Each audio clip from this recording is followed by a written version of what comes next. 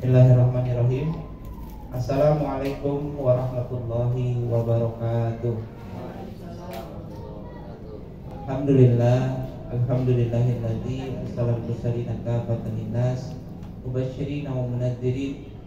Allahumma shalli wa sallim wa barik ala sayyidina Muhammadin wa ala alihi wa ashabihi wa man tabi'ahu bi ihsanin ila yaumil amma ba'd. Yang terhormat Ibu Kepala SMP PGRI Tambun Selatan, Ibu Citra Dwi Ayu. Yang kami hormati Bapak Ibu guru peserta kegiatan in-house training aksi nyata calon guru penggerak angkatan kelima. Pertama-tama tidak ada kata yang lebih baik kita ucapkan selain puja serta puji syukur kita kepada Allah Subhanahu wa taala, yang mana pada kesempatan pagi hari ini alhamdulillah kita masih diberikan berbagai macam kesehatan, nikmat kesehatan, sehingga kita masih bisa berjumpa dalam kegiatan ini.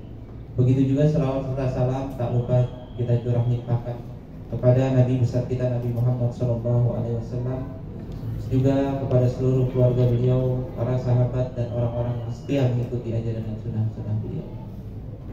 Bapak Ibu sekalian yang dirahmati oleh Allah, untuk memulai kegiatan in-house training ini, alangkah baiknya sama-sama mari kita buka kegiatan ini dengan membaca basmalah. Bismillahirrahmanirrahim. Adapun selanjutnya kita langsung masuk ke materi kita, yaitu kegiatan in-house training aksi nyata calon guru penggerak angkatan kelima, yang insya Allah akan disampaikan Ibu Citra Dwi Ayu SPD dengan modul 14, yakni budaya positif. Kepada Ibu Citra Dwi Ayu SPD, waktu dan tempat kami persilahkan. Terima kasih Pak Iswan.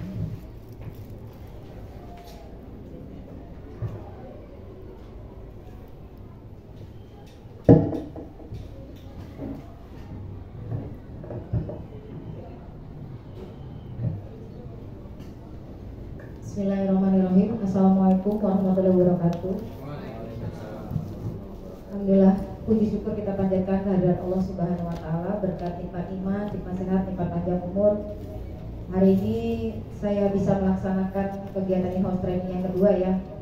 Mudah-mudahan ilmu yang saya sampaikan hari ini akan menjadi suatu perubahan ya, karena sudah banyak perubahan paradigma yang dalam belajar yang terjadi, namun kita masih jalan di tempat.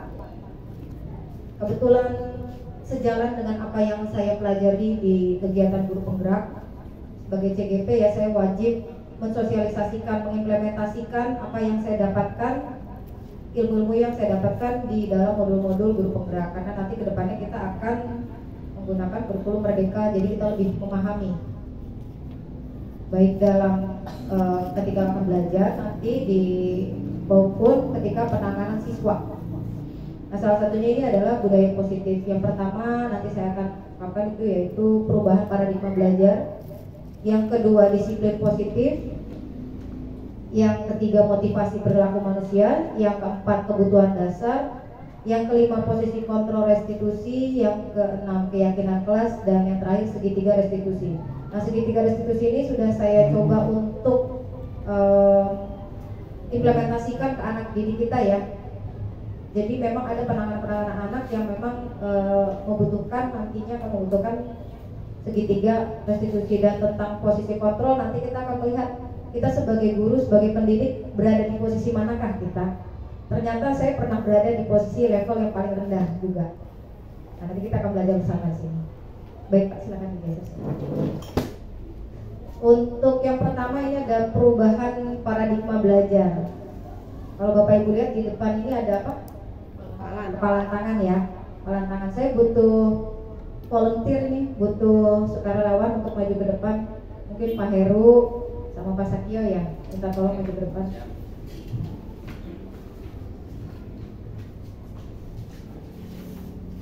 Suruh begini. Tidak. Jadi Pak Heru melihat ke Pak Sakio, tapi Pak Heru minta tolong menuliskan sesuatu tentang Pak Sakio.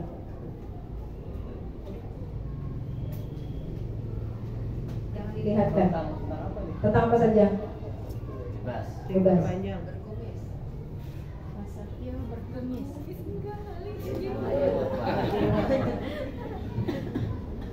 Sudah? Kalau sudah tolong Bapak semangat. Dan mohon maaf, Bapak kepal di dalam kepala tangan Bapak. Nah, karena Pak Sakio ingin tahu, bisakah Pak Sakio merayu? Boleh merayu Pak Heru, boleh membujuknya, pokoknya untuk membuka yang ada di kepala tangannya. Heru, Pembelai. kita kayaknya Temenan. tidak ketemu ya, kita tos dulu deh. Tos dulu. Oke, iya. Oke, sip. Berarti ini pakai pertemanan. Terima kasih Pak Heru, Pak Sakio. Ya, itu salah satu ini ya, saya mau nanya dulu sama Pak Heru. Pak Heru buka kepala tangannya dikarenakan terpaksa ya diajak tos ya, terpaksa ya berarti ya. Oke, terpaksa karena diajak tos. Yaitu namanya teori kontrol ya. Sebenarnya Pak Heru bisa nggak usah buka? Itu ada di siapa? Kontrolnya? Ada di Pak Heru kan? Oke, next Pak. Nah itu miskonsepsinya, kesalahan kita tuh saat mengajar itu yang mengajar, mendidik anak. Itu kita dibilangnya kita guru mengontrol murid. Padahal itu ilusi, kita bukan mengontrol murid. Kemudian yang kedua, ilusi bahwa semua penguatan positif, efektif dan bermanfaat. Contohnya tadi Pak Sakio, tos, padahal dia dengan juga kan, ya kan? Pak Herunya juga ternyata terpaksa. Itu namanya penguatan positif, efektif dan bermanfaatnya itu ternyata tidak. Jadi karena hanya berdasarkan pertemanan sama keterpaksaan. Kemudian kritik membuat rasa bersalah, mampu menguatkan karakter. Nah terkadang kita mengkritik anak nih sampai merasa bersalah supaya anaknya kuat karakternya. Itu juga ilusi. Itu paradigma yang sudah salah. Kemudian yang terakhir, orang dewasa berhak memaksa. Itu juga salah. Sudah miskonsepsi. Jadi Bapak Ibu, saya panggil lagi jiwa pendidiknya Bapak Ibu. Apakah yang sudah Bapak Ibu lakukan selama ini? Apakah Bapak Ibu kontrol murid? Apakah memberi penguatan positif, efektif, bermanfaat? Apakah Bapak Ibu membuat rasa bersalah supaya menguatkan karakternya? Ini saya pernah melakukan semua loh Bapak Ibu. Jujur sebagai seorang guru, sebagai wali kelas, saya pernah melakukan semuanya. Termasuk yang saya merasa orang dewasa, saya berhak memasak anak murid saya. Next Pak. Jadi kita berubah dari situasi stimulus respon, paradigmanya kan kita dulu pakainya stimulus respon ya, menjadi teori kontrol. Nah seperti apa? Kalau stimulus respon itu memandang dunia, realitas kebutuhan kita tuh sama semua. Padahal realitas kebutuhan kita berbeda-beda semua. Tidak ada yang sama realitas kebutuhannya. Kemudian semua orang melihat hal yang sama, kita melihat semua sama aja gitu. Padahal kita memiliki gambaran yang berbeda-beda. Yang ketiga, kita mencoba mengubah orang agar berpandangan sama dengan kita. Kita coba nih, anak kita harus begini, supaya pandangannya sama dengan kita. Padahal kita tuh harusnya berusaha memahami pandangan orang lain tentang dunia. Kemudian perilaku buruk itu dilihat sebagai suatu kesalahan. Semua perilaku itu memiliki tujuan. Contoh, si Udin kemarin itu ada tujuannya. Dan ternyata nanti kita kulik lagi ke dalam setelah yang kita pelajari. Terus orang lain bisa mengontrol saya. Salah. Hanya Anda yang bisa mengontrol diri Anda sendiri. Jadi Pak Heru tidak perlu dikontrol sama Pak Sakio. Anda yang punya kekuatan untuk mempertahankan apa yang menurut Anda baik. Kalau dibuka atau tidak gitu. Ya. Kemudian saya bisa mengontrol orang lain, Anda tidak bisa mengontrol orang lain. Kita tidak bisa mengontrol orang lain, termasuk si Udin kemarin begitu. Kita tidak bisa mengontrolnya. Ketika di luar, itu mereka menjadi diri mereka masing-masing. Kemudian pemaksaan ada pada saat bujukannya gagal. Ketika kita ngebujuk-bujuk nggak berhasil, gagal. Yang benar itu kolaborasi dan konsensus menciptakan pilihan-pilihan baru. Yang terakhir, model berpikirnya menang kalah. Padahal kalau di teori kontrol itu model berpikirnya menang-menang. Seperti apa? Kita lihat next slide, Pak. Nah, ini disiplin positif ya. Ini secara gamblangnya. Jadi teori kontrolnya itu kita pakai Dr. William Glasser, yang Anda tidak bisa mengontrol orang lain, hanya Anda yang bisa mengontrol diri Anda sendiri. Kemudian semua perilaku itu memiliki tujuan. Jadi perilaku apapun, termasuk perilaku negatif anak-anak kita sekarang, itu pasti ada tujuannya. Nah, modelnya berpikir menang ini tadi, realitas kebutuhannya sama. Nah, ini ada teori motivasi, 5 posisi kontrol. Nanti kita belajar kita berada di posisi yang mana. Jadi saya hari ini mencerahkan bersama, termasuk saya yang sudah cerah sendiri. Jadi jangan cerah sendiri, kita cerah bersama-sama. Next, Pak. Nah, kan kita terkenal disiplinnya tinggi. Sebenarnya apa sih maknanya disiplin? Yang kita tahu kan ngatur anak supaya mengikuti peraturan, betul kan? Ternyata disiplin itu dalam arti katanya sebenarnya cuma belajar. Apakah kita sudah membuat anak belajar? Ya, disiplin itu arti dari bahasa Latinnya itu disiplina, artinya belajar. Dalam budaya kita, makna disiplin telah berubah menjadi sesuatu yang dilakukan seseorang pada orang lain untuk mendapatkan kepatuhan. Jadi harus patuh. Kecenderungan umum menghubungkan kata disiplin dengan biasanya kalau kita udah disiplin tidak nyaman. Makanya kan ada nggak mau sekolah di situ terlalu disiplin. Sekarang seperti itu ya. Terus bukan dengan apa yang kita hargai atau pencapaian suatu tujuan mulia. Next, Pak. Nah, kita lihat teori motivasinya dulu nih sebelum kita lanjut ke slide selanjutnya. Motivasi itu ada 3. Contoh, Bapak Ibu datang ke sini, hadir ke sini, itu apa? Untuk menghindari ketidaknyamanan atau hukuman, untuk mendapatkan imbalan amplop setelah ini, atau yang ketiga untuk menghargai diri sendiri karena saya ingin dapat ilmunya. Kalau yang pertama, kedua itu levelnya motivasinya eksternal dari luar. Otomatis kalau Bapak Ibu merasa karena menghargai saya kepala sekolah, ya udah motivasinya itu eksternal. Yang kedua, mendapatkan imbalan lumayan lah, habis dari sini mungkin dikasih apa kayak sama Miss Citra. Itu motivasinya masih eksternal. Yang ketiga, itu dari diri sendiri. Termasuk saya menjadi CGP itu, jadi guru penggerak itu motivasinya intrinsik. Karena saya ingin melakukan perubahan. Buat siapa? Buat di sekitar saya. Jadi kita balik lagi Bapak Ibu, saya panggil lagi kembali. Walaupun ini pelajaran-pelajaran yang mungkin simple, tapi saya membantu membuka hati Bapak Ibu. Bapak Ibu kalau ada kegiatan positif, kita menghargai diri kita sendiri. Oh iya, saya akan mendapatkan amal ibadah dari situ. Saya bisa menghargai orang lain. Bukan cuma dikarenakan merasa tidak nyaman. Biasanya anak-anak kan kalau misalnya datang, kenapa datang terlambat atau takut dihukum. Jadi eksternal itu tidak tahan lama. Tapi kalau internal dia tahan lama, ya. Next, Pak.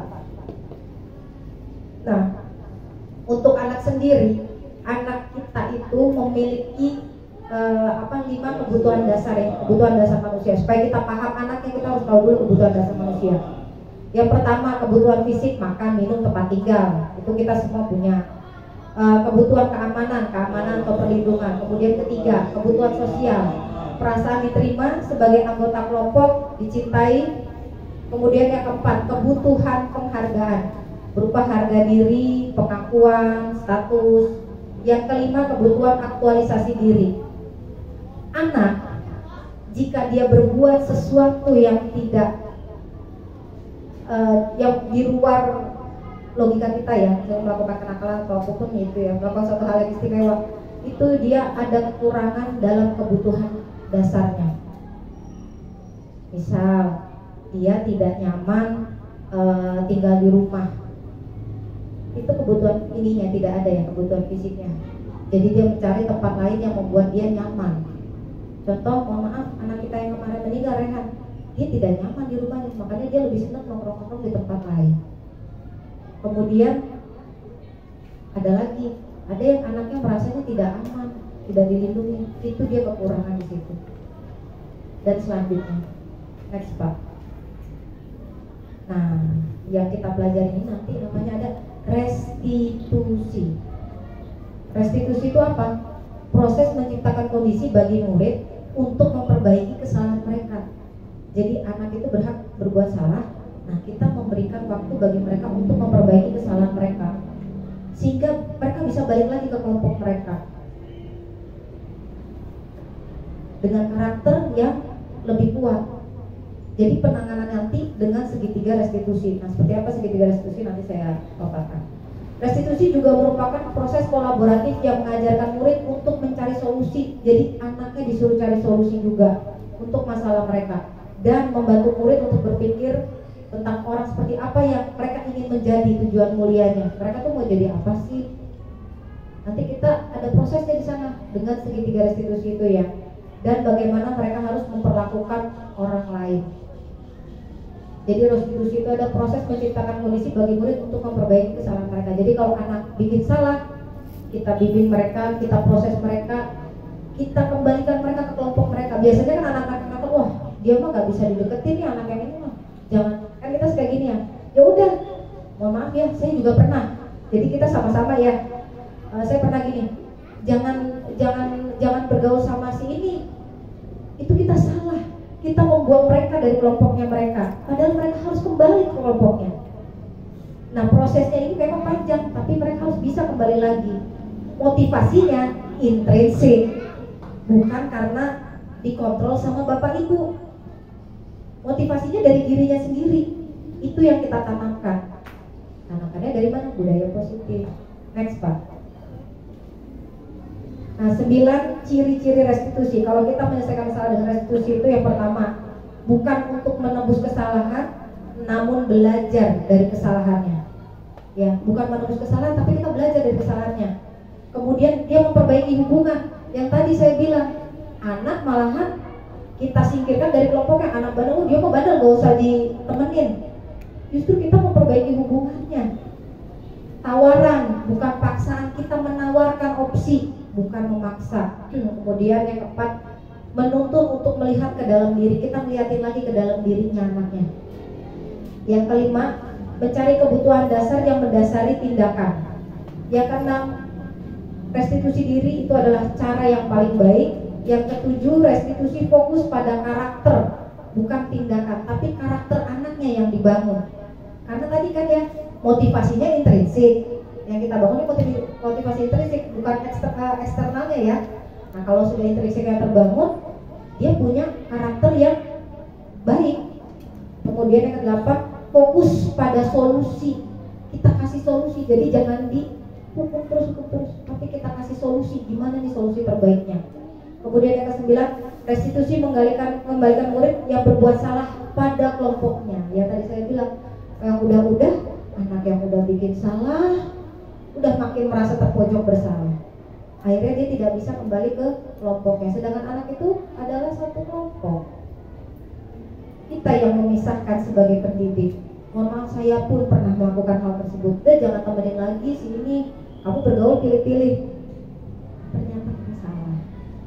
Paradigmanya ayo kita ubah bersama. Next, Pak. Nah, ini nanti kita ada keyakinan kelas. Selain keyakinan kelas itu ada keyakinan sekolah ya nanti. Yang lebih luas lagi itu keyakinan sekolah. Kalau keyakinan kelas itu kenapa sih? Jadi bukan peraturan ya. Bukan hanya peraturan.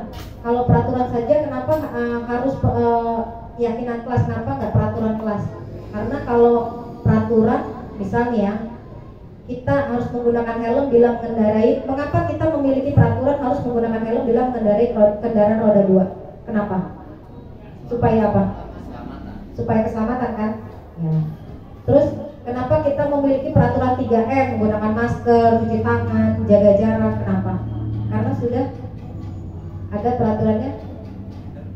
Iya, supaya terhindar dari virus. Oke. Yang ketiga, mengapa kita memiliki peraturan harus datang tepat waktu pada saat mengikuti pelatihan? Ayo, balik lagi ya, motivasinya ekstrinsik atau intrinsik. Tuh, Bapak Ibu. Nah, untuk mendukung motivasi intrinsik ini, kembali ke nilai keyakinan-keyakinan yang lebih menggerakkan seseorang dibanding mengikuti serangkaian kegiatan peraturan-peraturan.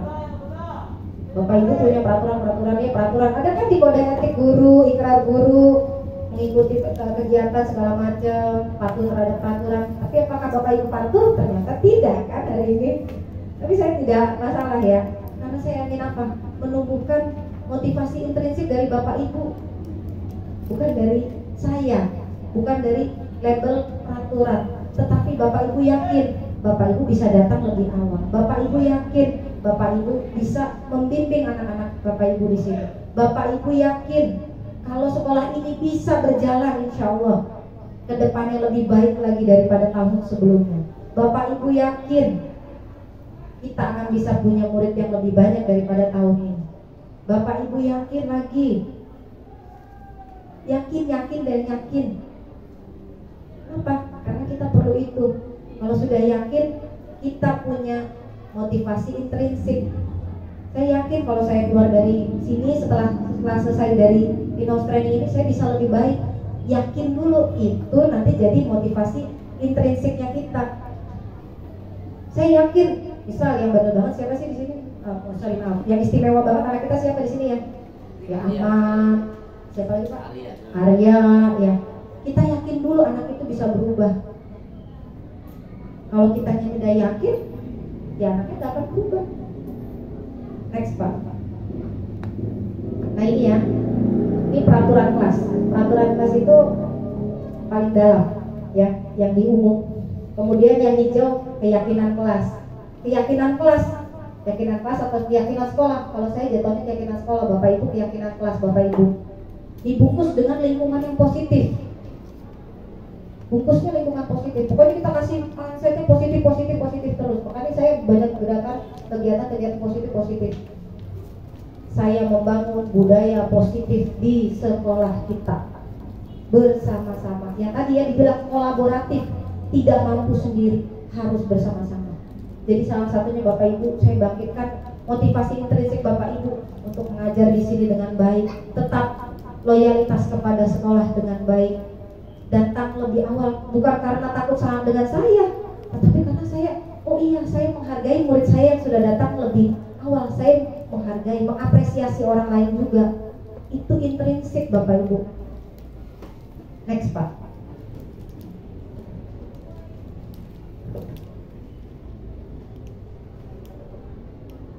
Contohnya ya, kalau peraturan Ibu, Bapak Ibu, selalu kembalikan buku ke tempatnya.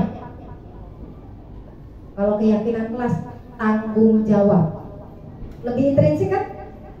Lebih intrinsik. Kemudian dilarang mengganggu orang lain, menghormati orang lain. Beda ya? Beda kan? Jadi dari dalam diri kalau keyakinan. Kemudian hadir di sekolah 15 menit sebelum pelajaran dimulai.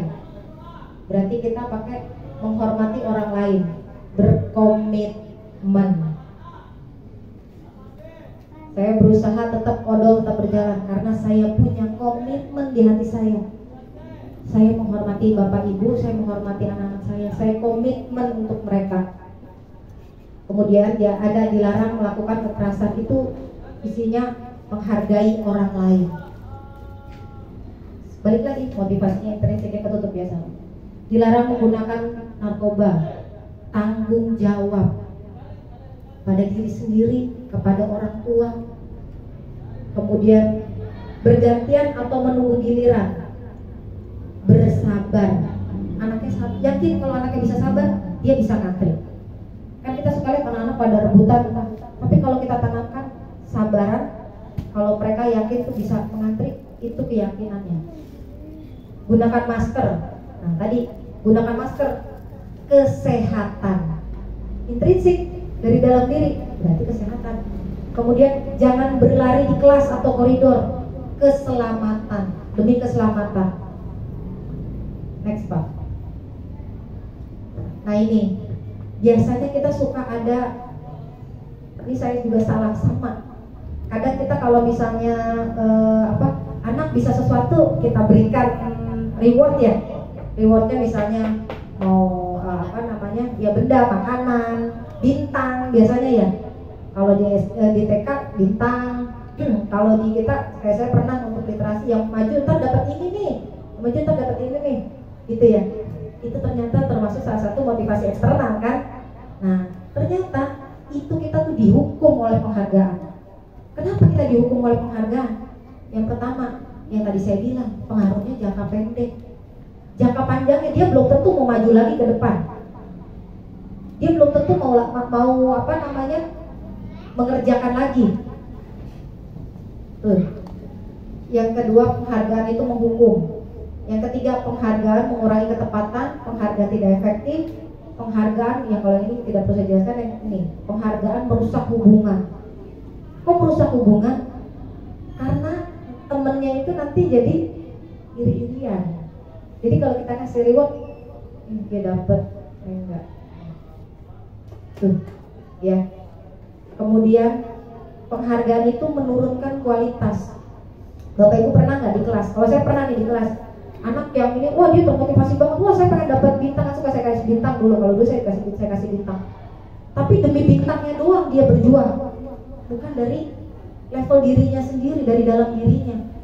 Buat dapat bintang, besok-besoknya dia udah males, besok-besoknya dia udah nggak tertarik, turun kualitasnya.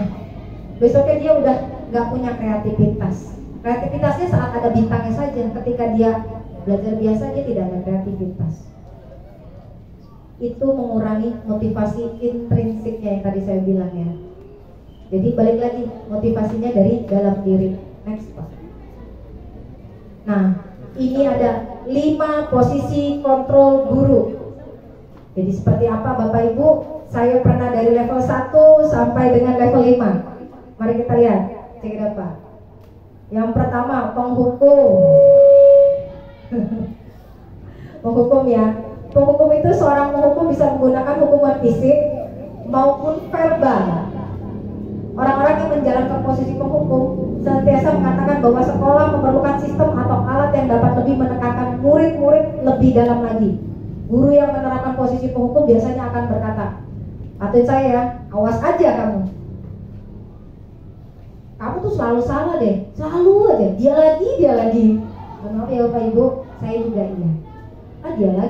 Dia lagi. Iya, kita banget. Saya pun ternyata salah, tapi kita coba ya, namanya kita belajar. Kita dikasih kurikulum baru, seperti ini bungkusnya, mari kita coba. Nggak ada salahnya.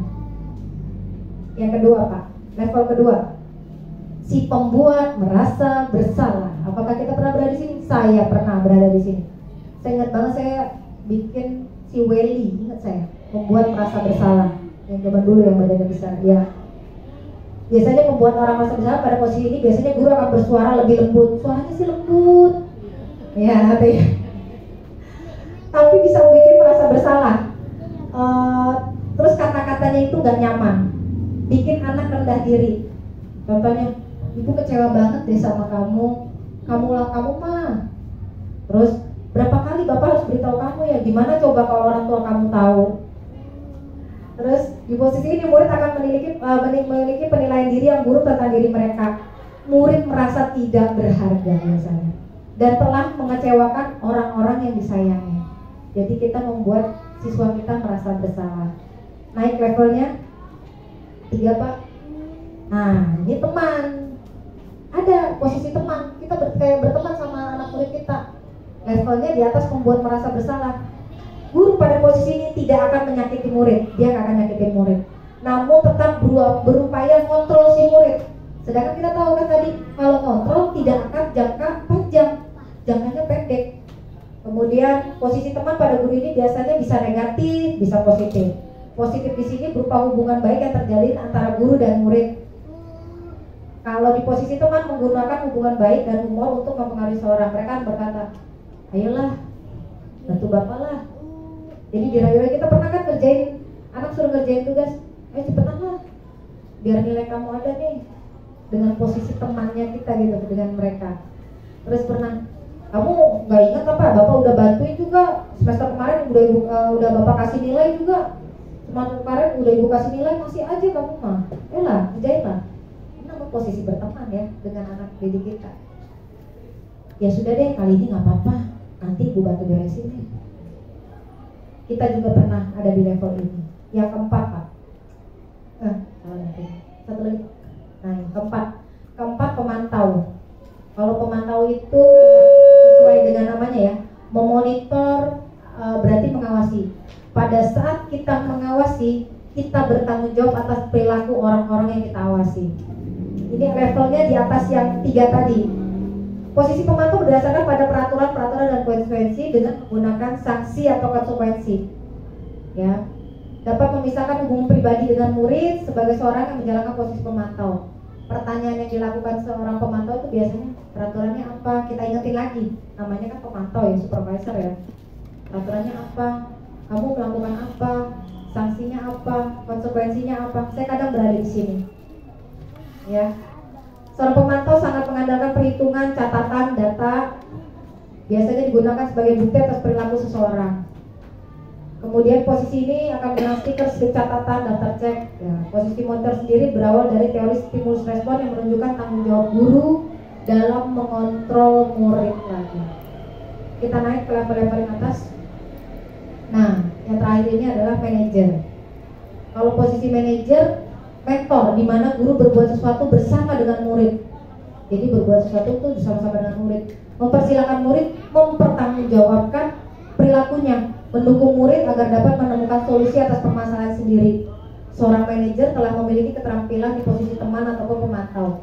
Dan dengan demikian, bisa jadi di waktu-waktu tertentu kembali ke dua posisi tersebut bila diperlukan. Namun bila kita menginginkan murid kita menjadi manusia yang merdeka, mandiri, dan bertanggung jawab, maka kita perlu mengacu kepada restitusi yang dapat menjadikan murid kita seorang manajer bagi dirinya sendiri, si pengontrol sejati bagi dirinya sendiri ya. Murid, kalau di manajer, murid diajak untuk menganalisis kebutuhan dirinya maupun kebutuhan orang lain. Di sini penekanan bukan pada kemampuan membuat konsekuensi, namun dapat berkolaborasi dengan murid lain, dengan murid bagaimana memperbaiki kesalahan yang ada. Jadi kita tanya lagi, kita perbaiki kesalahan yang ada seperti apa. Apa yang kita yakini? Apa kamu meyakini? Jika kamu meyakininya, apa kamu bersedia memperbaikinya? Kamu yakin gak bisa berubah? Keyakinannya apa? Biasanya seperti itu. Jadi kita memakai bahasa keyakinan. Next Pak. Nah, ini proses segitiga restitusi. Segitiga restitusi itu proses menciptakan kondisi bagi murid untuk memperbaiki kesalahan mereka. Jadi anak itu selayaknya harus melalui ketika mengalami satu permasalahan ya, satu kasus, dia itu berhak untuk memperbaiki kesalahannya. Setelah memperbaiki kesalahan, mereka bisa kembali ke kelompok mereka dengan karakter yang lebih kuat, dengan motivasi intrinsik mereka, dengan nilai-nilai yang mereka percayai, dengan keyakinan yang kita tekankan lagi ke mereka. Next Pak. Nah, ini ya, segitiga restitusi itu ini. Yang pertama, kita stabilkan dulu identitasnya. Seperti apa sih stabilkan identitas? Nah, nanti setelah kita stabilkan identitasnya, saya mungkin pernah, nanti saya ada videonya. Jadi kalau kita pertama nih anak bikin salah, kita stabilkan dulu identitasnya, jangan kamu lagi ini. Kita stop di situ ya. Jadi kita stabilkan dulu. Nih, ibu mah pernah bikin salah juga dulu. Namanya manusia pernah bikin salah. Ibu juga dulu pernah bikin salah. Jadi kita stabilkan dulu identitasnya dia. Kamu pernah sih ada juga yang kayak kamu begini. Jadi kita stabilkan dulu identitasnya dia. Setelah kita stabilkan, kita validasi tindakan yang salah. Kita tanyakan ke dia, kamu kenapa ya, alasannya kamu melakukan hal itu kenapa ya? Ada cara yang efektif gak untuk mendapatkan apa yang kamu butuhkan? Setelah kita validasi, kita tanyakan keyakinannya. Keyakinannya apa sih? Kamu mau jadi orang yang seperti apa sih? Next Pak. Tahap 1, menstabilkan identitas. Jika anak berbuat salah, kita harus tahu bahwa ada kebutuhan dasar yang tadi 5 itu yang saya bilang, pasti ada yang tidak terpenuhi. Anak jadi bandel jangan disalahkan. Biasanya dia di antara 5 tadi. Ya, bagian dasar segitiga restitusi memiliki tujuan untuk merubah orang yang gagal telah berbuat kesalahan menjadi orang sukses. Jadi programnya mereka itu, kalau kita stabilin identitasnya anak ini, mereka gagal, tapi mereka bisa jadi orang yang sukses. Mereka akan teringat selalu dengan kita, tidak merasa bersalah, tapi kita membantu mereka. Saya juga dulu pernah begini nih, saya dulu juga pernah melakukan kesalahan. Jadi kita stabilkan identitasnya ya. Kita harus mampu meyakinkan mereka dengan mengatakan kalimat tidak ada manusia yang sempurna. Emang nggak ada manusia yang sempurna, termasuk ibu kan bisa bilang gitu ya. Nggak ada manusia yang sempurna, termasuk saya juga bikin salah kok. Tapi baru kita mulai. Jadi sebelum kita masuk ke penyelesaian itu, kita stabilkan dulu nih anak nih. Habis masih kesel segala macam kita stabilkan. Kemudian saya juga pernah melakukan kesalahan itu yang tadi saya bilang ya. Ketika seorang dalam kondisi emosional, maka otak tidak akan mampu berpikir rasional ya. Kalau dia lagi emosi, otaknya itu tidak akan berpikir rasional. Saat inilah kita stabilkan identitas anak-anak kita. Anak kita bantu untuk tenang, cari solusi untuk menyelesaikan permasalahannya. Next Pak. Tahap kedua, kita validasi. Setelah tadi kita stabilkan, anaknya tenang, kita stabilkan, kita validasi tindakan yang salah. Seperti apa validasi tindakan yang salah? Kita harus memahami kebutuhan dasar apa yang mendasari tingkat anak berbuat kesalahan. Biasanya ya kayak tadi, anak broken home, dia di kebutuhan self actualization-nya bisa, kebutuhan dia akan tempat tinggalnya bisa. Pasti ada salah satu yang kurang. Pokoknya kalau anak berbuat salah itu di 5 kebutuhan dasarnya itu pasti ada yang tidak terpenuhi. Nah, menurut teori kontrol, semua tindakan manusia baik atau buruk pasti memiliki maksud tujuan tertentu, termasuk anak-anak kita. Kalau dia bikin sesuatu yang buruk pasti ada tujuannya. Ketika kita menolak anak berbuat salah, dia akan tetap dalam masalah. Kita nolak nih, ya anak masalah mulu, tetap aja dia bakalan bermasalah. Mau kita gimana, tetap akan bermasalah. Yang diperlukan adalah kita memahami alasan anak tersebut melakukan hal tersebut. Kenapa sih kamu melakukan hal itu? Itu berada di validasi tindakan yang salah. Kita tanyakan kembali, kenapa kamu melakukan hal tersebut?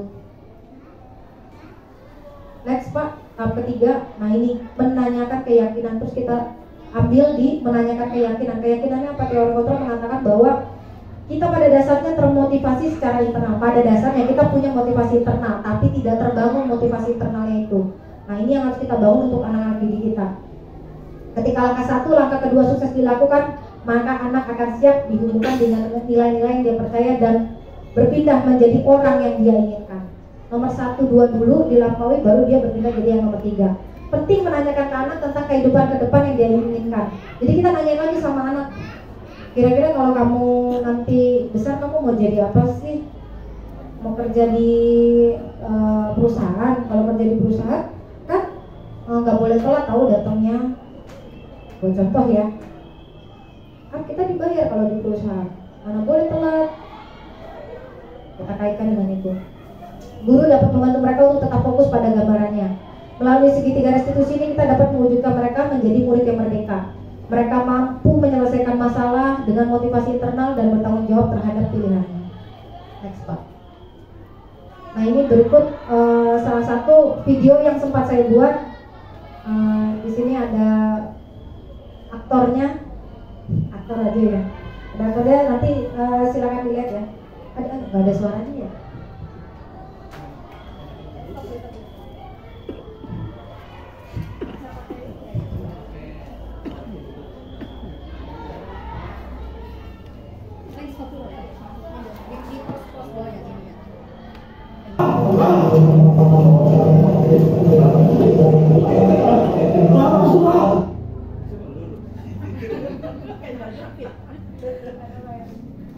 Dulunya lagi mau ke kamar mandi tuh, terus ada anak berantem, jadinya nggak jadi ke kamar mandi.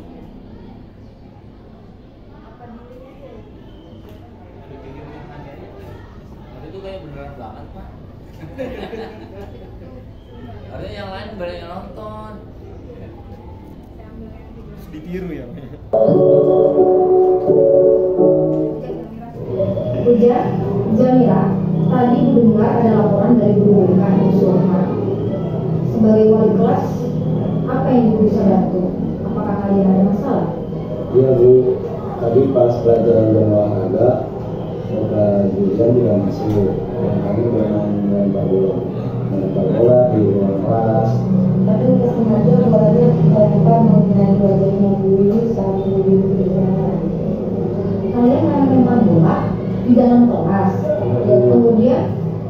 ayahnya Ibu Wiwi? Kami tidak bermasalah gimana, Tapi kamu tidak sengaja. Apa kalian tahu kalian sedang dalam masalah sekarang? Baiklah, di sini Ibu bukan mencari siapa yang salah, siapa yang benar. Di sini kita mencari penyelesaian masalah bersama-sama. Berpikir bersama-sama bagaimana cara kita memperbaiki keadaan ini. Kalian pasti tahu kalau apa yang kalian lakukan itu salah atau benar? Memang seru ya main lempar-lemparan bola ya di dalam kelas ya. Tapi itu hal yang tidak baik kan? Tapi Ibu berpikir setiap orang juga pernah berbuat kesalahan, termasuk Ibu. Ibu juga pernah berbuat kesalahan. Yang Ibu lihat kalian senang melakukannya, tetapi yang kalian lakukan merugikan orang lain. Ya tidak? Sekarang mari kita lihat lagi keyakinan kelas kita seperti apa. Ayo Ujang, lihat lagi keyakinan kelas kita. kita harus bersikap baik satu sama lain.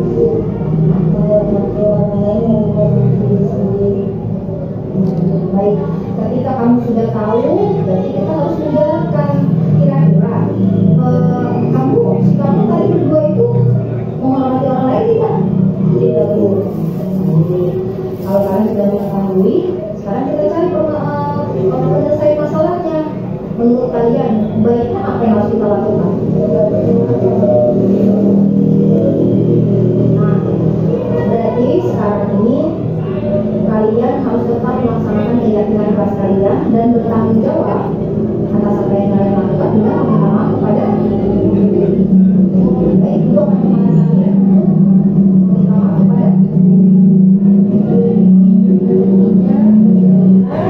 ingin mengatakan sesuatu ya silakan. Kita meminta maaf sama kejadian tadi. Kita itu lemparan bola, Ya, sekali lagi kita minta maaf. Sebenarnya kami nggak sengaja. Ya, besok-besok kalau main ya, jadinya hati-hati. Lemparnya jangan di depan kelas, jangan. Ya, Dengan keyakinan kelas kita harus menghormati orang lain. ya itu maafkan ya, jangan diulangi kembali. Silakan kalian.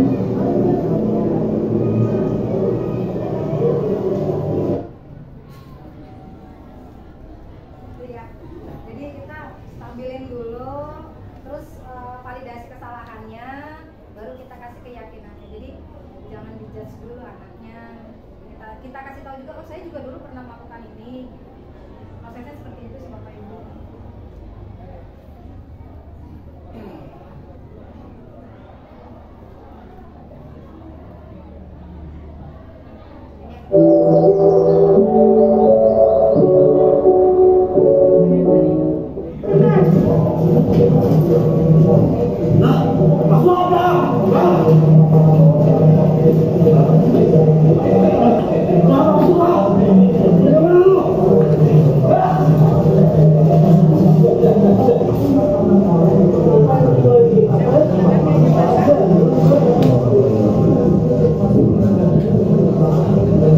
Tasya, Denis, ada masalah apa dengan kalian berdua?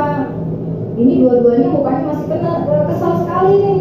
Tasya apalagi, Denis juga sama mukanya masih kesal. Ayo, ada yang bisa cerita?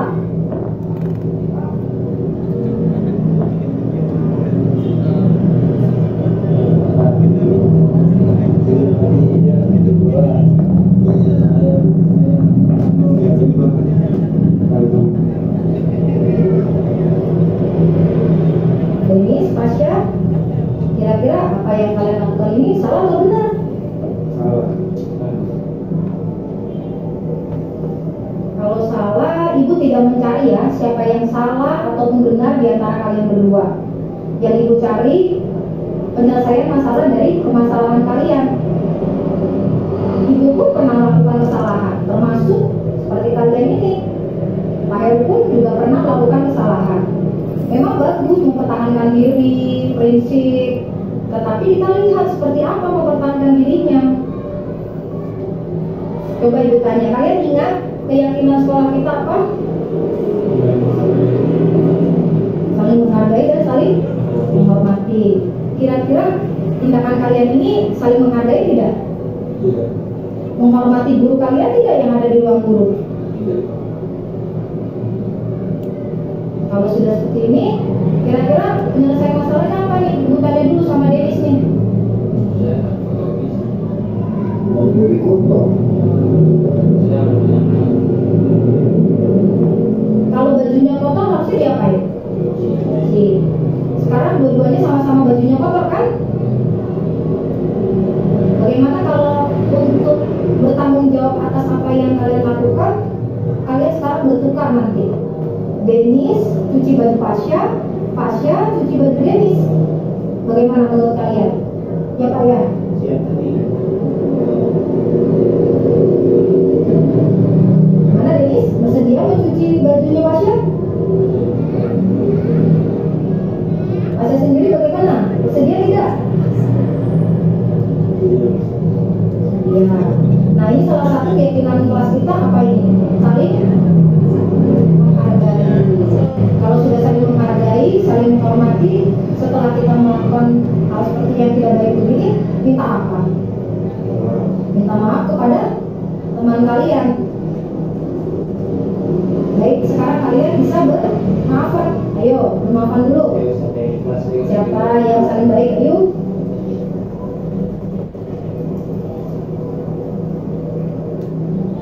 Jadi dia ya, pemecahan masalahnya kalian mencuci baju masing-masing temannya dan kalian harus ingat lagi bahwa kita harus saling menghargai dan menghormati orang lain. Baik, itu saja ya.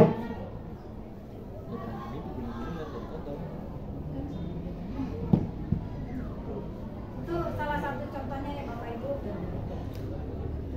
Nah, ini akhir dari slide saya hari ini, pemaparan saya hari ini. Mudah-mudahan kita bisa menemukan apa yang ingin kita cari. Sebelum ditutup, mungkin ada yang ingin ditanyakan Bapak Ibu mengenai segitiga restitusi, keyakinan kelas, posisi kontrol kita. Nafis, Ya. saya mau tanya, untuk yang video kedua itu penyebab mereka berantem. Iya. Itu jadi kotorin. Boleh Bu berdiri kita. Baik, assalamualaikum warahmatullahi wabarakatuh. Saya mau menanyakan yang video yang kedua, yang Pasha sama Denis itu berantem. Itu penyebab berantemnya kan belum terungkap di situ ya, anak belum mengungkapkan masalahnya. Kemudian penyelesaian masalahnya adalah mencuci baju masing-masing yang kotor. Kalau menurut saya di situ justru tidak terungkap masalah penyebab dia berantemnya apa, gitu. Tapi penyelesaian masalahnya malah membersihkan baju. Itu yang pertama. Yang kedua, pertanyaan saya ini yang real ya, Miss.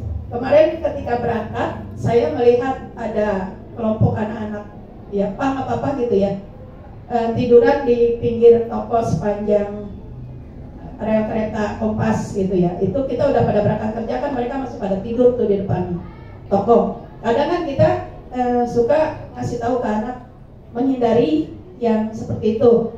Tapi tadi kita tidak boleh memisahkan anak dengan kelompoknya. Sementara kita tahu kelompok itu memang tidak baik gitu.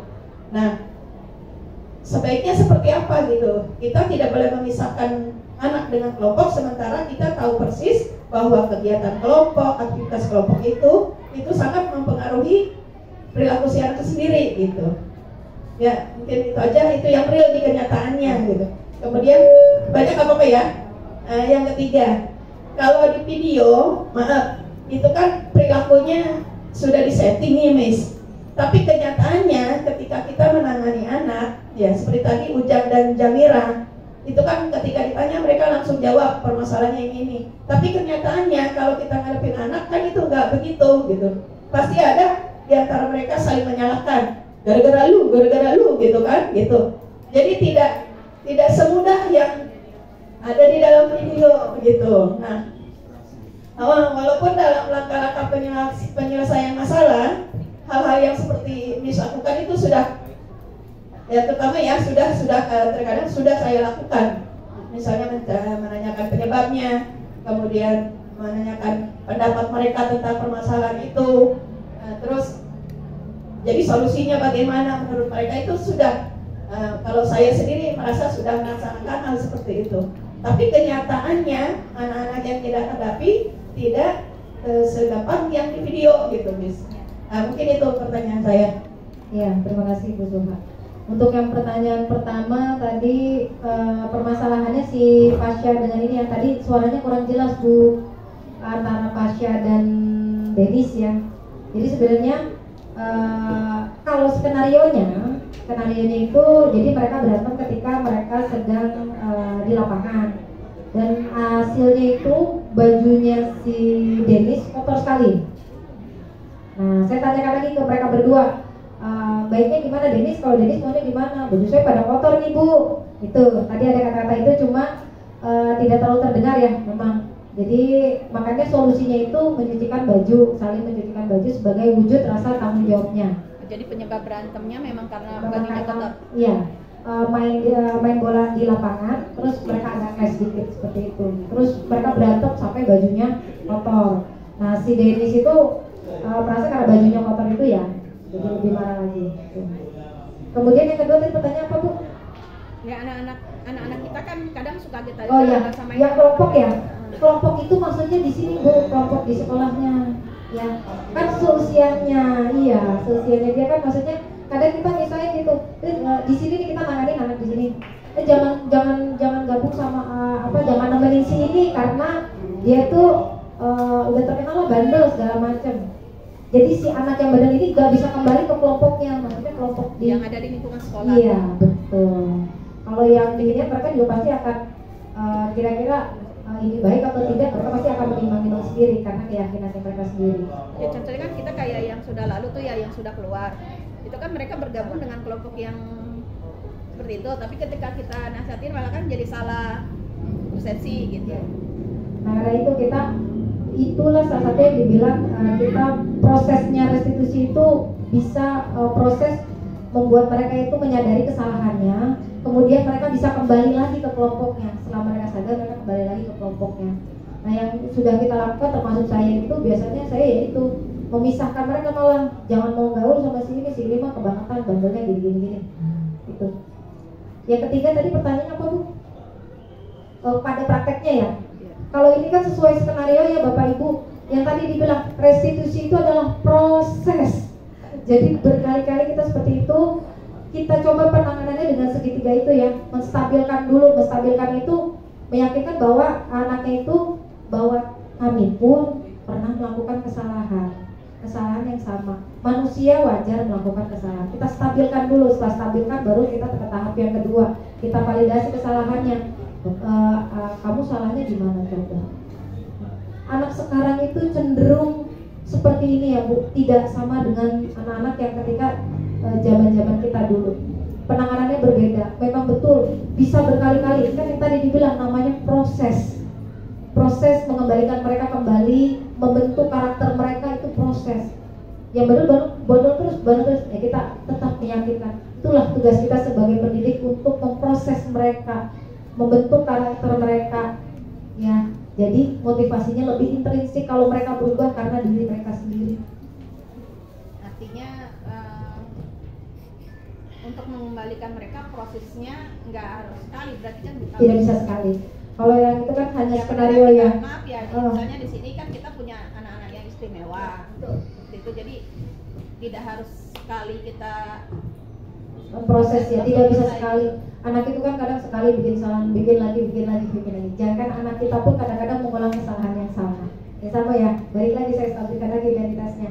Sama kita juga kadang-kadang melakukan, udah tahu salah masih kita lakukan lagi. Sama dengan anak ya, apalagi anak masih butuh tuntunan sekali. Ada lagi yang ingin bertanya? Ya Mister silakan. Pakai suara juga Pak. Mikrofon. Biar kedengaran. Baik, bismillahirrahmanirrahim. Tadi sempat dibahas mengenai 5 tipe guru kalau tidak salah ya. Dari tipe yang pertama penghukum, posisi kontrol itu ya. Sebagai guru kan punya 5 tadi kalau salah di 5 posisi. Dari yang penghukum sampai manajer. Sementara kita kan di dalam kelas pasti kita harus menguasai kelas kan gitu sebagai guru ya. Nah, kalau dikatakan sebagai kata-kata tadi yang tipe penghukum, kita harus mengatakan begini, mengatakan begitu. Memang tujuannya adalah untuk penguasaan kelas. Apakah hal itu merupakan suatu kesalahan atau seperti apa kita menanggapinya? Terima kasih untuk pertanyaan saya.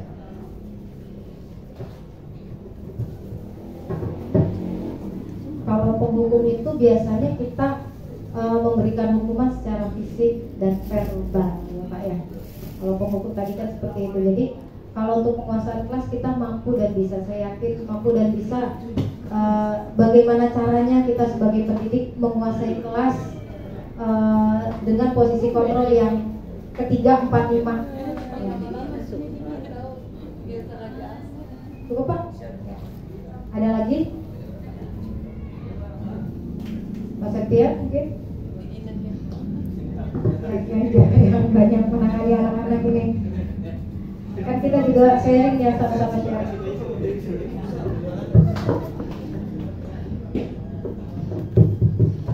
Ya Miss, saya mau nanya, tadi kan yang masalah reward ya, mengurangi kualitas anak untuk belajar. Nah di PGR ini kan selalu memberikan reward ketika PAS dan PAT. Yang ranking 1, ranking 2, ranking 3 kan selalu diberikan hadiah pada pihak sekolah. Nah, apakah nanti dengan sistem reward apa dirubah? Apa akan tetap berlanjut? Atau seperti apa nanti ke depannya? Ya mengurangi kualitas kemampuan anak di pelajaran selain ujian deh. Selain ujian untuk belajarnya kurang semangat dibandingkan PAS atau PAT. Karena orangnya kita sudah tahu itu saja ranking 1, ranking 2, ranking 3-nya. Apakah mereka yang mendapatkan ranking 1, 2, 3 karena ingin mendapatkan hadiah dari sekolah? Apa emang dia ambisi untuk mendapatkan nilai bagus? Nah, yang pemegang paralel 1 siapa? Ujang ya? Ujang ya Miss ya? Ujang kelas 8 ya? Kelas 9-nya? Zamira. Menurut Bapak Ibu, saya tanyakan lagi, dia motivasinya apa sih untuk supaya dapat ranking paralel? Motivasinya intrinsik atau ekstrinsik? Intrinsik Bapak. Dia motivasinya intrinsik dulu. Nah itulah yang diberi reward, motivasi intrinsiknya. Memang betul, salah satunya kita menjalankan program ini, salah satu program promosi sekolah ya. Salah satu program promosi sekolah yang memang kita berikan reward untuk anak-anak yang dalam pembelajaran itu bagus. Selama hal itu hal yang positif, saya akan tetap menjalankan. Dan kembali lagi, anak tersebut sebenarnya motivasinya bukan ekstrinsik tetapi intrinsik. Kalau tanya Jamira, tanya Ujang, Bapak udah bisa nilai sendiri ya, mereka intrinsik bukan ekstrinsik. Itu yang kita ambil, motivasi dari dalam dirinya dia itu yang untuk mau keluar dari boxnya untuk lebih, mendapatkan lebih. Mungkin kalau reward saya rasa tidak seberapa, cuma 3 bulan aja ya SPP ya, tapi kan rasa kebanggaan yang luar biasa. Mungkin ada sedikit perbedaan ketika di takfid kali ya Bu. Ya. Jadi kan kalau di takfid kemarin ketika ada pengumuman mengenai beasiswa, kayaknya banyak yang tertarik gitu. Itu nggak Pak Isom? Ada yang tertarik sehingga mereka bergabung ingin dapat beasiswa begitu. Banyak kemarin. Iya. Nah itu kelihatan lagi nanti motif. Nah nanti kelihatan tuh Pak. Nah kalau TAFIS kan bisa sampai setahun ya Pak ya. Programnya itu berjalannya bisa, maksudnya prosesnya itu bisa sampai 1 semesteran ya, atau 2 semester ya. Nanti kelihatan yang motivasi intrinsik dia akan terus keep survive. Yang motivasinya ekstrinsik pasti bakalan seleksi alam. Nah itu salah satu buktinya ya. memang ada ininya juga sih, ada nyambung-nyambungnya juga.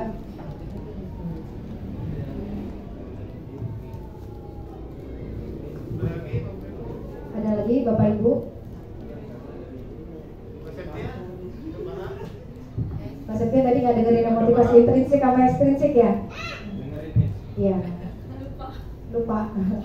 Ya intinya kalau kita mau melakukan apa-apa, kita misalnya ingin melakukan suatu hal yang baik, itu motivasinya dari dalam diri. Yang tadi saya bilang, contoh datang ke sini bukan karena menghormati saya sebagai kepala sekolah, bukan karena ada reward setelah ini, tetapi karena saya ingin mendapatkan ilmu. Saya menghargai diri saya pengen nambah ilmu. Itu loh Bapak Ibu. Saya datang ke sini tidak terlambat. Kenapa? Karena saya menghargai diri saya orang yang tepat waktu, ya sudah. Itu akan berjalan, itu motivasi dari dalam diri. Nah, untuk anak-anak yang sudah berjalan itu, yang sudah mendapat reward-reward itu, mereka layak karena mereka jangkanya panjang ya. Jangkanya panjang kan 1 tahun lebih. Tapi kalau anak-anak yang tidak motivasinya eksternal, pasti jangkanya pendek. Terlihat sekali. Jadi yang kita rewardkan ini memang motivasi intrinsiknya mereka. Ya. Berarti kalau motivasinya intrinsik boleh diberi reward? Boleh. Kalau di kami untuk menghargai sebagai apresiasi ya. Kalau dalam ini memang dia kalau bisa jangan dengan penghargaan. Tetapi kan kita salah satu ada program sekolah, ada promosi sekolah yang saya pertimbangkan gitu. Salah satu program sekolah yang baik ya, selama itu hal yang positif saya tetap launching. Jadi sebetulnya dalam teori ini tidak boleh memberikan reward. Terutama di kelas, Kalau di kelas kan kita kadang-kadang saat pembelajaran kita ngasih bintang, saya kasih nilai A, saya kasih ini yang lebih, tetapi motivasinya mereka masih eksternal gitu. Ya, nggak pernah ya. Yang bisa ngerjain soal 5.000 aja 5.000 gitu. Iya, itu. Ya, tapi berarti dia cuma maju doang, tahu bener tahu enggak ya, Be? Bisa bener bisa enggak? Yang bisa ya. Yang bisa. Gitu. Kalau maju doang kan gitu. Terus kan gini nih, berarti yang selama ini yang berlaku berjalan di kita itu kan peraturan. Yang kita terapkan kan peraturan memang selama ini, bukan keyakinan. Nah kalau kita merubah semua ini, berarti kan kita juga merubah peraturan menjadi keyakinan. Sementara kan kita keyakinannya ke anak aja belum kita sosialisasikan, belum kita kasih tahu gitu. Ya. Jadi mulanya itu dari keyakinan kelas, setelah keyakinan kelas baru jadi keyakinan sekolah. Ya kalau peraturan tadi bentuknya seperti itu, kenapa sih tidak peraturan gitu kan? Ini kan rancangan buat kurikulum merdeka ke depannya ya. Nantinya kan yang jalan aja kan tata tertib judulnya gitu kan, bukan keyakinan. Ya. Nanti kita lihat seperti apa akan menjadi ininya ya. Yang pasti penanamannya kalau keyakinan kelas kita kan nanaminnya secara verbal bisa ya, harus tanggung jawab. Kadang-kadang saya ngomong ke depan ketika anak-anak ada yang nggak ikutin tak, ayo tanggung jawabnya apa kalau nggak ikutin tak, ngaji di depan bareng ibu ya, kan gitu. Secara tidak langsung sebenarnya saya menerapkan gitu, pelan-pelan kita terapkan, tidak apa-apa keyakinan di kelas. Ayo anak-anak harus apa, harus punya itu. Kalau yang misalnya contoh kayak tadi taruh buku di tempatnya, itu kita ayo tanggung jawab, buang sampah pada tempatnya, itu tanggung jawab ya. Itu aja kita memang berproses, dan itu tidak mungkin sebulan 2 bulan, 1 semester 2 semester, tapi kita sambil berjalan ini kita menuju ke sana gitu. Kita menuju ke keyakinan, walaupun nanti di depannya akan seperti apa, kita tetap yakin saja bahwa kita bisa merubah SMPPGRI Tambun ke arah yang lebih positif, ke arah yang lebih bagus. Karena yang sudah berjalan pun alhamdulillah budaya-budaya positif yang sudah berjalan nih, seperti yang dibilang sama Pak Herutri, banyak sekali dukungan-dukungan dari luar ya Pak ya, dari kita, untuk kita. Ada lagi Bapak Ibu? Ya, boleh. Ya, kalau yang saya tangkap ya dari materi-materi yang sudah dipaparkan, sepertinya kalau menurut saya antara stimulus respon ini dengan keyakinan itu harusnya berjalan beriringan. Bukan berarti stimulus respon harus dihilangkan dan diganti dengan keyakinan saja. Berarti kalau hanya keyakinan saja, tadi seperti yang Bu Sulha bilang, ke depan kita tidak boleh ada sekolah itu tata tertib. Bagaimana kita membuat anak-anak kalau tidak punya tatib gitu. Terus tadi sudah di materi sudah dipaparkan juga yang ada lingkaran-lingkaran yang mungkin Bapak Ibu ingat. Di inti paling dalam itu peraturan, baru menuju ke ujung-ujungnya budaya. Nah, berarti di situ peraturan itu masih dibolehkan. Itu yang saya tangkap. Intinya stimulus respon itu masih tetap dipegang, dikuatkan lagi dengan keyakinan. Itu kalau menurut yang saya tangkap. Mungkin benar atau enggak tuh, Miss? Yang saya tangkap. Benar, setuju sekali. Jadi kalau tidak ada peraturan juga kita tidak mungkin bisa menerapkan sekolah. Jadi bungkusnya tadi Pak, coba yang bulat-bulat.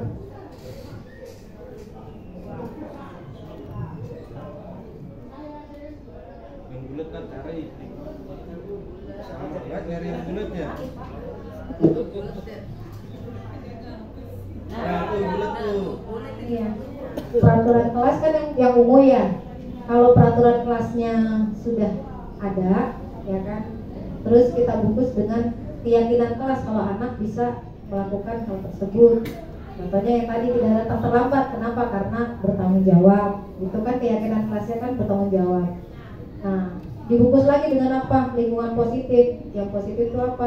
Kita pun sebagai pendidik datangnya jangan terlambat. Jadi menjadi contoh buat mereka. Kita pun di sini ikut dalam kegiatan-kegiatan. Itu lingkungan positif. Kita ini bagian dari lingkungan positif untuk mereka. Kemudian setelah lingkungan positif, banyak hal positif, jadilah itu budaya positif di dalamnya. Ya, kalau saya lihat jelas banget di kegiatan odol itu, semenjak ada kegiatan odol tidak ada yang terlambat banget ya, kayaknya ya, jarang gitu ya, sudah jarang. Mungkin di kegiatan odol itu peraturannya itu odol mulai jam 7 kurang 5 menit. Nah itu kan mungkin peraturannya yang betul. Dibungkus dengan keyakinan kalau mereka akan datang. Nah, terus dengan jadi lingkungan positif, kemudian budaya positif. Ya, kurang lebih seperti itu. Ya, mungkin kata Pak Heru. Jadi peraturannya tetap ada. Tetap berlaku, cuma dibungkus dengan keyakinan sekolah ya. Jadi kalau peraturan dihilangkan kayaknya. Ya, saya tidak bilang peraturannya dihilangkan ya. Tidak diganti Pak, perubahan. Mungkin perubahan tadi kan bukan menggantikan, perubahan paradigma. Jadi bukan cuma stimulus respon, tapi ada teori kontrolnya, terus ada segitiga restitusinya, terus ada yaitu keyakinan kelasnya itu. Jadi kita menujunya ke arah sana. Kalau tahunya kita kan peraturan aja nih, ternyata peraturan itu ada keyakinan ada lingkungan positif terus langsung budaya positif. Ya, kita seperti itu yang kita berusaha mencernai bersama-sama. Ada lagi Bapak Ibu, terima kasih Pak Heru, Pak Bu Sulha. Ada lagi? Pak Isom masih ngantuk? Pak Isom mau ngomong, mau nanya dia. Berarti kurikulum merdeka nanti nggak usah ada guru PK, sudah ada keyakinan semua. Enggak juga. Guru BK-nya udah kemanain? Orang guru BK-nya yang ditungguin kan ya. Coba Bapak nyanyi waktu penanganannya semua tuh langkah-langkah guru BK, Be. Ya kan, Be? Penanganannya ini loh. Oke, Bapak, kalau sudah cukup ya. Ini udah jam 9 ya, alhamdulillah ya. 1 jam lebih kita di sini ya. Semoga apa yang disampaikan ini ilmu yang saya dapat Bapak Ibu, modul 14 memang berpusing-pusing, tapi alhamdulillah ternyata saya senang sekali hari ini bisa menyampaikan, bisa membantu. Ayo kita bareng-bareng, ini loh yang saya maksud gitu Bapak Ibu. Ayo kita bareng-bareng bersama-sama. Ingat ini kolaboratif ya Bapak Ibu. Saya tidak mampu sendiri, tapi bersama-sama. Ayo kita ubah mindsetnya lebih baik lagi. Kita ubah motivasinya lebih ke intrinsik lagi. Kalau untuk SMP PGRI Taman Selatan, jangan motivasi eksternal. Terima kasih yang sudah datang lebih awal. Mohon maaf kalau misalnya masih ada kekurangan penyampaian dari saya. Mungkin ditutup oleh Pak Isom, boleh?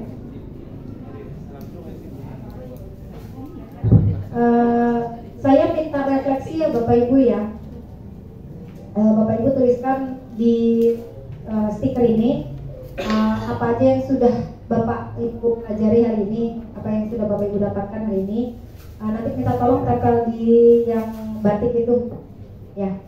Jadi ini kita buat kolom refleksi untuk kita semua. Nanti semua video, semua foto nanti akan saya share di grup. Slide-nya juga akan saya share di grup karena ini berbentuk ilmu, saya insya Allah akan bagikan juga. Mudah-mudahan apa yang disampaikan hari ini berguna bisa mencerahkan semuanya. Terima kasih. Ya, alhamdulillah, terima kasih Citra atas ilmu yang diberikan pada hari ini.